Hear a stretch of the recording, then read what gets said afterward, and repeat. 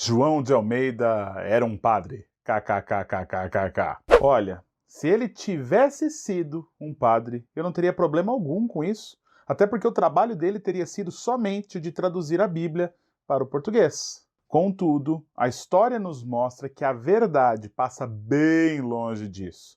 João Ferreira Anis da Almeida abandonou o catolicismo romano aos 14 anos e nunca mais voltou. Tiago, mas tem Bíblias impressas de João Ferreira de Almeida com o título de padre. Verdade. A questão é que o termo padre é oriundo do latim e é uma forma de tratamento que recebe o presbítero da Igreja Católica, da Igreja Ortodoxa e algumas correntes protestantes, sabia? Como a Igreja Anglicana e as congregações de língua portuguesa da Igreja Reformada Holandesa. Igreja essa que João Ferreira de Almeida era membro desde os seus 14 anos de idade. Pesquise pela etimologia da palavra presbítero e você verá os seguintes resultados. Presbítero, substantivo masculino. Padre, sacerdote. Bispo da Igreja Protestante. Sinônimos de presbítero, padre e sacerdote. Ou seja, João Ferreira de Almeida jamais foi um padre no sentido católico romano.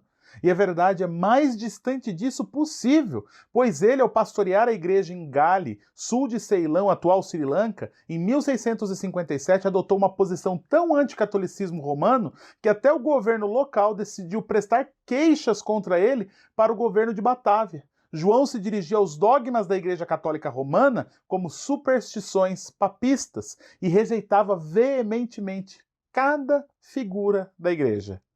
Outro fator que demonstra claramente que ele não era um padre católico é o fato dele ter sido casado com Lucrécia Valcoa de Lemos, com quem teve um casal de filhos. A história de João Ferreira de Almeida é bem interessante, e eu vou aproveitar que nós estamos falando justamente sobre ele, estou respondendo esse comentário do colega, e vou contar para vocês um pouco da história dele. João Ferreira Anis da Almeida nasceu em 1628 em Torre de Tavares, Portugal. Aos 14 anos se mudou para Malaca, na Malásia, que era uma ex-colônia portuguesa que havia sido conquistada pelos holandeses em 1641. E lá acabou abandonando o catolicismo romano e começou a trabalhar na Igreja Reformada holandesa, que havia ali naquela cidade. 2 anos mais tarde, por vontade própria, João começou a traduzir alguns trechos dos evangelhos e de algumas das cartas do Novo Testamento, todas para o português. Para essa tradução, ele utilizou principalmente a versão latina de Teodoro de Beza, bem como os outros textos em espanhol, francês e italiano disponíveis na época. Essa versão foi concluída em 1645, mas acabou não sendo publicada. No entanto, algumas dessas cópias manuscritas foram sim enviadas para as congregações da igreja holandesa, que estavam em Malaca, Batávia e a atual Sri Lanka. Em 1651, a congregação da igreja holandesa de Ceilão solicitou uma nova cópia dessa tradução para João. Porém, ele descobriu que o original que ele tinha feito havia sido perdido, e aí ele recomeçou todo o trabalho a partir de alguns rascunhos disponíveis que ele tinha ainda. Essa nova versão foi concluída em 1652, mas também não foi publicada. A partir de então, João começou a dar aulas de português a pastores, traduzia livros e ensinava catecismo aos professores das escolas primárias. Até que em 1656 ele foi ordenado pastor e indicado para assumir os trabalhos no presbitério de Ceilão.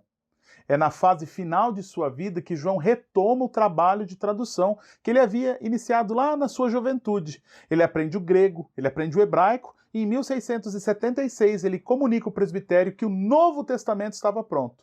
E é nesse momento que a batalha para ver a sua obra publicada começa. O presbitério exige que essa obra fosse aprovada por revisores indicados pelo próprio presbitério e bem lentamente o processo de revisão se inicia. Passam-se 4 anos e nada ainda, e João, irritado com a demora, ele envia os seus manuscritos para a Holanda para que eles fossem impressos daquele jeito mesmo. O presbitério barra, a frustração toma conta, brigas, discussões, estão tudo presente na vida de João, e quando ele estava quase desistindo, recebe uma carta da Holanda dizendo que o seu texto do Novo Testamento havia sido revisado e que já estava sendo impresso naquele país. Em 1681, a primeira edição do Novo Testamento saiu finalmente da gráfica e 1 ano depois já estava na Batávia. Porém, haviam muitos erros de tradução e de revisão.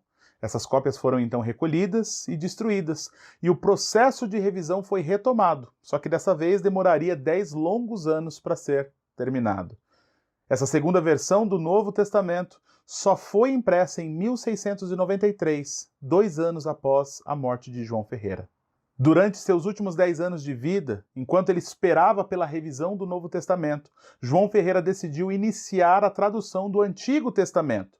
Em 1683, ele concluiu a tradução do Pentateuco e imediatamente pediu uma revisão desse texto, pois ele já previa que teria as mesmas dificuldades de revisão que ele encontrou no Novo Testamento.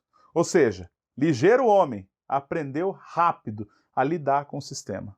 Quando João morreu em 1691, ele já havia traduzido o Antigo Testamento até Ezequiel 48:31. Quem assume a tradução a partir dali é um pastor calvinista holandês chamado Jacobus op den Akker, que conclui em 1694 a tradução que João Ferreira de Almeida havia iniciado. A Bíblia completa em português, no entanto, só veio a ser publicado em 2 volumes no ano de 1753. Como um único volume, a tradução de Almeida foi feita em Londres em 1819. No ano de 1898, uma revisão foi feita e recebeu o nome de Almeida Revista e Corrigida. 42 anos mais tarde, em 1956, outra revisão e atualização foi feita, recebendo o nome de Almeida Revista e Atualizada. Em 1993, a Sociedade Bíblica do Brasil faz a segunda edição da Almeida Revista e Atualizada. Em 1995, também lança a segunda edição da Almeida Revista e Corrigida. Agora, você sabe a história de João Ferreira de Almeida e das suas edições bíblicas. Espero ter te ajudado, que Deus te abençoe e até o próximo.